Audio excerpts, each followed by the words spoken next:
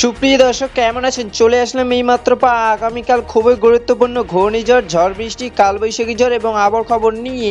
দর্শক আজকে ভিডিওতে জানিয়ে দেবো আগামীকাল 24 ঘন্টায় কেমন থাকার সম্ভাবনা রয়েছে বাংলাদেশে 8টি বিভাগে 64 জেলা আবহাওয়া পরিস্থিতি, এবং আরও জানিয়ে দেবো পশ্চিমবঙ্গে কোথাও কোনো বৃষ্টিপাতের সম্ভাবনা আছে কি না। দর্শক আপনি যদি আমাদের চ্যানেলে নতুন দর্শক হয়ে থাকেন তাহলে চ্যানেলটিকে সাবস্ক্রাইব করে পাশে থাকা বেল আইকনটি অন করে দিন। তো চলুন এবার জেনে নিই এক নজরে। দর্শক ইতিমধ্যে গত 24 ঘন্টায় আবহবিদ বাংলাদেশের সর্বনিম্ন তাপমাত্রা রেকর্ড করেছেন ঢাকা বিভাগে 32 থেকে 33 ডিগ্রি সেলসিয়াস, এবং আবহবিদ আরও জানিয়েছেন ইতিমধ্যে চট্টগ্রাম, পঞ্চগড়, খুলনা, যশোর, ঢাকা, ফরিদপুর, হবিগঞ্জ, সিলেট, ময়মনসিংহ ও রংপুর বিভাগে আকাশ মেঘলা এবং আগামী কয়েকদিন মেঘলা আকাশ থাকার সম্ভাবনা রয়েছে।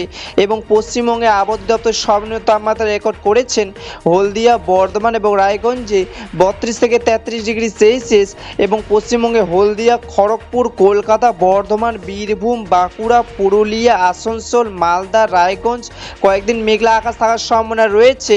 দর্শক এবার সরাসরি চলে আসলাম মেঘ বৃষ্টি স্যাটেলাইট পূর্বাভাস চিত্রে, এবং এই মুহূর্তে দেখতে পাচ্ছি আজ এবং আগামীকাল 24 ঘন্টায় বাংলাদেশে 8টি বিভাগে 64 জেলা আকাশ মেঘলা থাকার সম্ভাবনা রয়েছে।